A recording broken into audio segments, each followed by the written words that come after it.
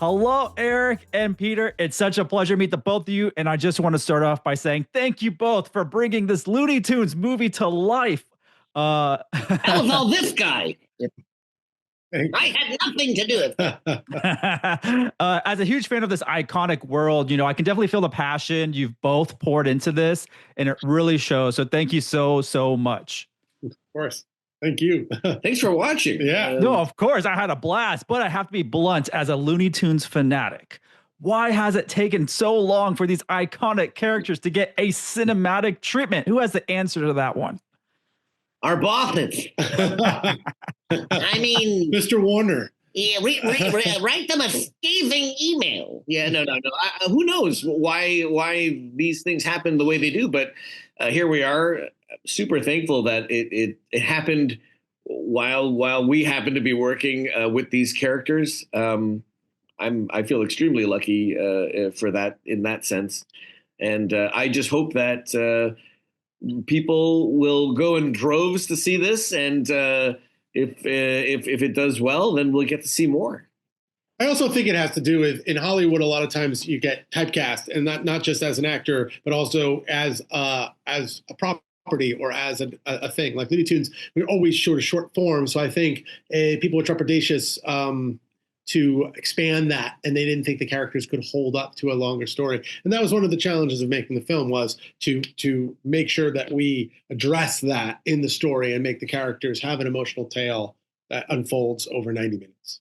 Yeah, no, y'all did a great job. I'm going to say maybe the Animaniacs, kidnapped Mr. Warner, and now he's finally out and said, okay, we're making this film. Peter, the day the Earth blew up is like, the first fully animated feature film in Looney Tunes history, which is amazing.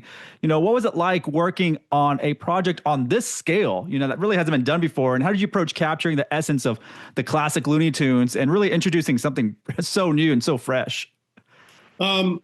Well, the crew I was working with, or I put together, we were making some shorts prior to this for HBO Max or for Max, and we were able to sort of cut our teeth on Looney Tunes world and the style of animation, and sort of get up to par with producing that quality of animation or that style of animation. So it was a nice transition to be able to take a lot of those folks that were on those shorts and move them over to the movie. And we really knew. We were very conscious of how special it was, the opportunity, but also what we wanted to sort of bring to it and uphold the quality of Looney Tunes. And it really is a love letter from not only myself being a huge fan, but most everyone on the crew.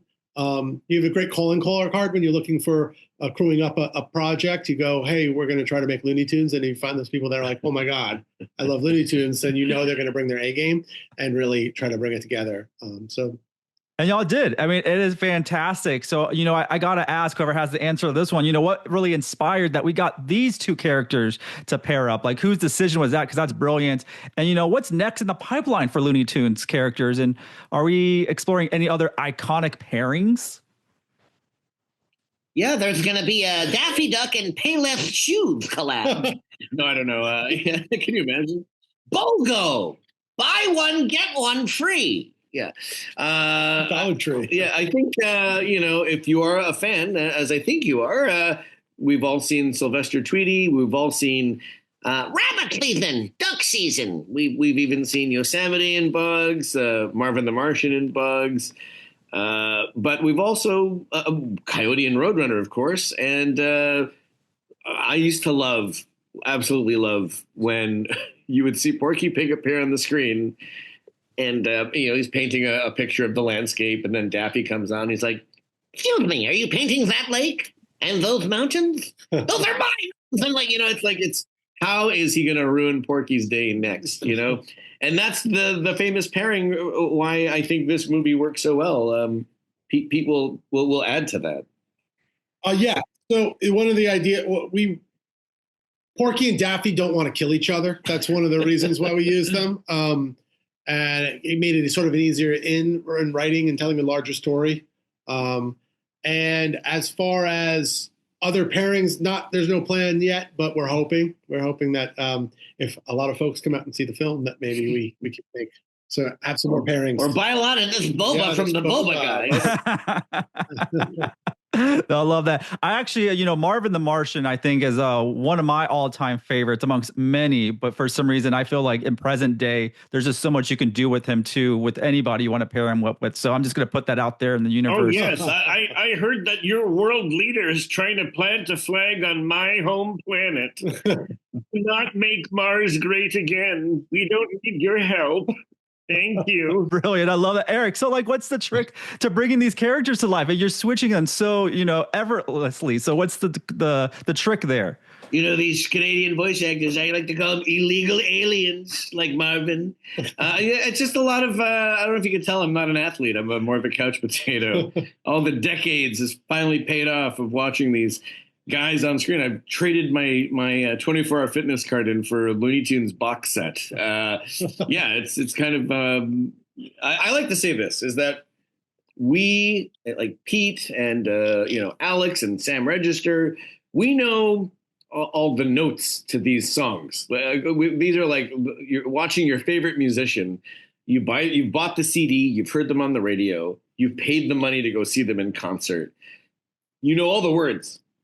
Now, Pete will hand me a new music sheet with these new arrangements with the same notes that we all know, and I'm able to remix them, and make a new song with these notes. And I think that's the secret right there, is that we're just fans at heart that know these characters and what they're capable of, and what you should do with the characters and what you probably shouldn't do with the characters. So that's why I think watching this movie is like it's like comfort food, like a warm blanket. No, I felt so comfortable watching this. I loved it. Brought back so many great memories. And Eric, I have to thank you very much for, your voice, your talent is I feel it, and you bringing this stuff back to life for us that grew up with it. And Peter, you just brought an amazing film as well.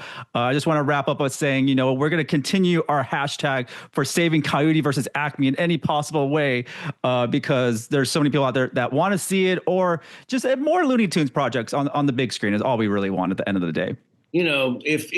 If the number, I can't make any promises in that regard to whether or not that one will see the light of day. My only mission right now is to celebrate the ones that do get through, like this movie.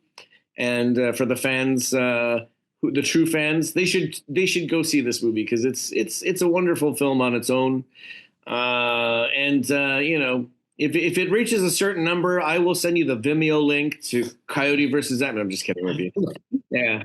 This is Ken Jeong signing off for the Porky Daffy movie. It's the business side of show business, and it happens sometimes where movies get lost through the cracks. But I'm extremely proud and excited that this one got through, and that people are actually going to be able to go to a movie theater, grab a big bucket of popcorn and a drink, and switch off their brain and buckle in for some laughs. March 14th. Indeed, the day the Earth blew up is a must-watch for all generations of Looney Tunes fans. Eric and Peter, thank you so much, and hopefully we can do it another time. Yeah, that's all, folks.